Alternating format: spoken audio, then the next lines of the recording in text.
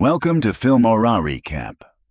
The movie opens at 3 in the morning when a woman is awoken by a distress call from a cop. He reveals that they've surrounded the house, as some intruders have gained access inside.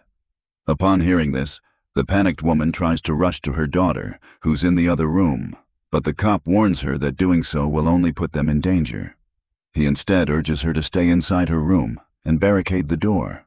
The woman hesitantly complies, while the cop warns her to not hang up. But all of a sudden, she hears the cops discussing that her daughter has been injured. This horrifies the woman, so she immediately bolts out of the room and drops her phone. But what she doesn't hear is that the supposed cop admits it was all just a prank. The scene then shifts to some teenagers who are celebrating the successful prank call. It turns out they call random people, threaten them with scary situations, and upload the whole thing online for views. We then cut to one of the pranksters, Sam, who's at home alone, trying to contact his girlfriend, but it appears that they're going through a bad phase. Sam then receives a friend request from a random kid, but immediately rejects it. Soon after, someone sneaks into his house and scares the shit out of him.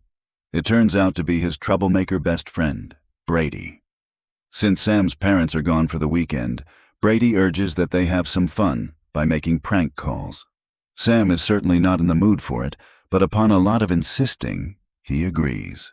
For the first prank, Brady decides they should deliver a pizza to their arrogant neighbor. He then calls the pizza company, but it's unexpectedly answered by Sam's girlfriend, Peyton, who works there. So a desperate Sam urges his friend to hang up, but Brady continues ordering while making lewd remarks and gestures. Following this, the two make several prank calls, like telling a man his wife died and informing another guy that he has cancer. But in the midst of this, they suddenly receive a call from an unknown person who asks if they're having fun. Brady confirms that they are, and the man taunts them for laughing at the misery and embarrassment of others. He then warns that he'll soon teach them a lesson, but the boys don't take him seriously and hang up. Soon after, Brady calls the neighbor, pretending to be from the neighborhood watch. He warns that some teens have been dressing up as pizza delivery guys and robbing houses. The neighbor confirms that a pizza boy has just arrived outside his home, despite him never ordering it. As the pranksters continue recording, they realize that the delivery guy is actually their friend, Mosley. The neighbor soon confronts him with a baseball bat, and at the same time, Mosley spots his friends recording him through their window. Furious, he goes to their door and tells them it wasn't funny, and now he has to pay for the pizza. But Sam feels bad and ends up paying for it. Next up, they get another call from the mysterious man again, who claims that their night is about to get very exciting. He also tells the boys to not hang up the call no matter what, but Brady does it anyway. Following this, the duo gets busy watching a movie, while the unknown man calls them repeatedly. After like an hour, they eventually answer it, thinking the man's just messing around. But he suddenly says both their full names and even recites their home addresses. He also brings up the prank they just pulled on their neighbor a few minutes ago. This finally scares the boys, and they ask the man who he is, but he assures them that they'll find out soon when they meet face to face. He then gives himself a fake name, Mr. Lee, before hanging up. Just then, someone bangs on the door and the boys almost shit their pants. They think it's Mr. Lee and grab weapons to confront him, but it's actually Peyton with a pizza delivery. She believes the boys played another prank to get her here. As it turns out, Mosley texted her saying he's sick, and now she has to do all the deliveries. But a confused Sam asserts that they didn't order the pizza. Nonetheless, he's happy that his girlfriend is here, and takes her upstairs to talk in private. Sam does his best to persuade her to stay and even kisses her, but Peyton refuses as she's busy with work. Meanwhile, we see the asshole Brady filming all of this from the door. Right after Peyton departs, Mr. Lee calls again and reveals that he knows Sam is going through a turbulent relationship. The boys angrily demand that he stop whatever game he's playing, but Mr. Lee instead warns that if they hang up the call, they should be prepared to reap the consequences, but Brady does it anyway.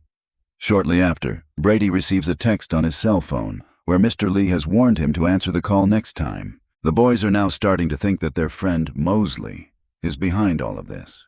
He's the only one who knows both their addresses, their phone numbers, and the recent prank they pulled on their neighbor. Just then, Brady receives a blurry picture where two people are seemingly tied to chairs. The landline also rings, and when Sam picks it up, the man confirms that he's not Mosley. This reveals that he has been hearing their entire conversation. Brady also receives another picture message, which shockingly turns out to be of his parents who are bound to chairs. Furious, he snaps at Mr. Lee, and the man warns Brady that if he wants his parents to live, he should not hang up. But Sam quickly disconnects the call. He asserts that they should call the police and report the crime, to which Brady hesitantly agrees. Sam then dials 911, but to his horror, it's picked up by none other than Mr. Lee. A desperate Sam grabs Brady's phone and tries once more, but the same voice speaks again. Panicked, Brady tries to go to the neighbor's house, but they get another message, warning them that if they step outside the house, the parents will die. Here, Sam sees that his laptop's webcam is on, making him realize Mr. Lee is watching them. But before they can react, the TV suddenly plays a cryptic video where Mr. Lee approaches a badly injured and tied up Roy, who's also a part of the notorious prankster group. The boys watch on helplessly as Mr. Lee suffocates him to death with a plastic bag. Mr. Lee then says that this is just warm-up for tonight's main event. Seconds later, the lights suddenly go out, and the boys hear sounds coming from the upper floor. Sam also gets a video message, which shows a tied-up Mosley pleading for help. Thinking he's upstairs, Sam rushes up there to rescue his friend, while Mr. Lee talks to Brady in private. He says that he'll let Brady, as well as his parents, walk away if he does something for him in return. Meanwhile, Sam searches every room upstairs and realizes that the sound was coming from a Roomba machine. He thus quickly sprints downstairs and finds Mosley. The poor guy has been bound by plastic and tied to the back of the door via his neck. Sam desperately tries to save him, but the damage has already been done, and Mosley ends up dying a painful death. After covering the body and cleaning themselves up, Sam confronts Brady about what the man told him earlier. So Brady says that it's time to decide who lives and who dies. Sam is confused by what that means, but Brady insists that they should both run away. He knows that his parents might get killed because of it, but it's the only sensible thing to do right now. But Sam is not willing to give up and asserts that there must be a way. Just then, the television shows Peyton being kidnapped from behind, which sends the boys into panic mode. A horrified Brady tries to leave the house, while Sam goes to stop him. They get into a physical altercation, which ends with Brady getting knocked out. Soon, the TV shows another visual of Peyton. This time, she's injured and bound to a chair. A desperate Sam promises to do anything to save her, so Mr. Lee comes up with a deal. He says that he'll let the couple go if Sam kills his best friend, Brady. To add, the mysterious man gave Brady the same option, but he chose to save his friend instead.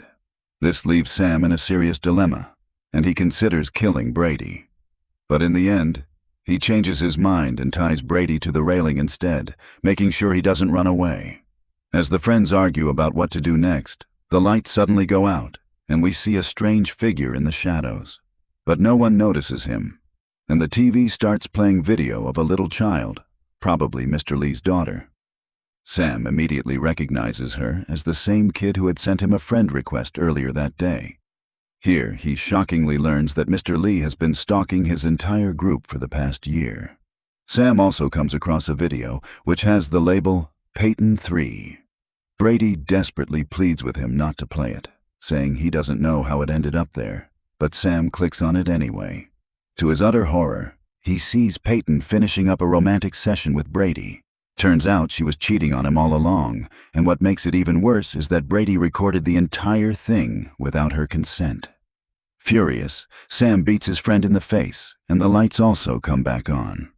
He then stares at the video of Brady's parents on the TV, and suddenly notices that the clock is 2 hours behind their real time. Realizing that this may be a recorded video, Sam demands to see Peyton before he does anything.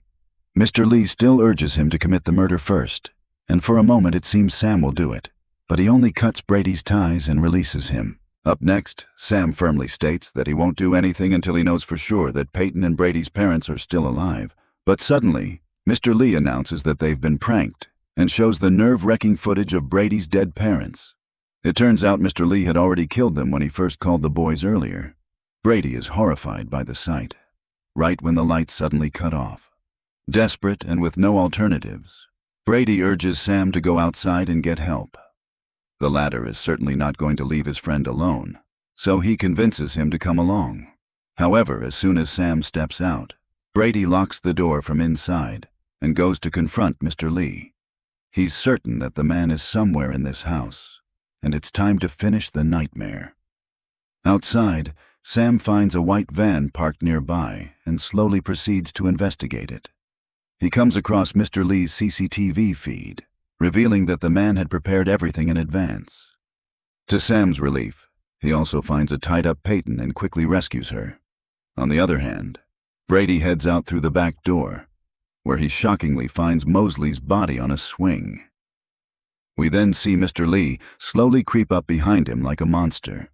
Sam then hears Brady scream, so he urges Peyton to call the police before rushing back to help his best friend.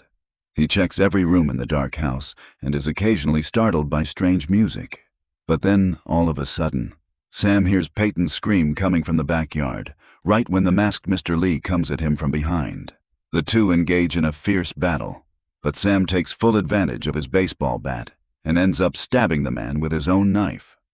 But to his horror, when he removes the mask, he's horrified to learn that he's just stabbed his best friend. Brady's mouth was sealed shut, and he ends up passing away after saying his final words, "Brothers for life." At this critical moment, Mr. Lee finally appears, and a distraught Sam asks why he's doing this. Mr. Lee claims he's just getting revenge for the night the pranksters called his house.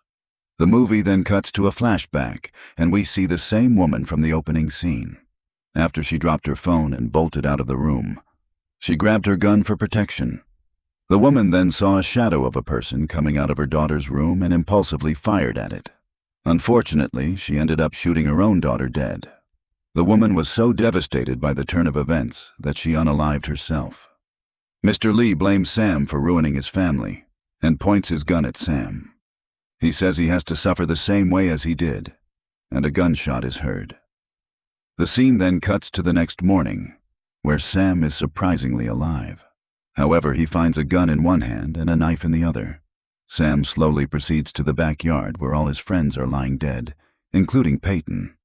He screams in despair as the cops soon surround him and arrest him for the violent crime. The movie ends with a news report stating that Sam was enraged when he watched the adult video between his girlfriend and his best friend. He thus killed them both, along with Brady's parents and a few other friends who may have played a part in making the film.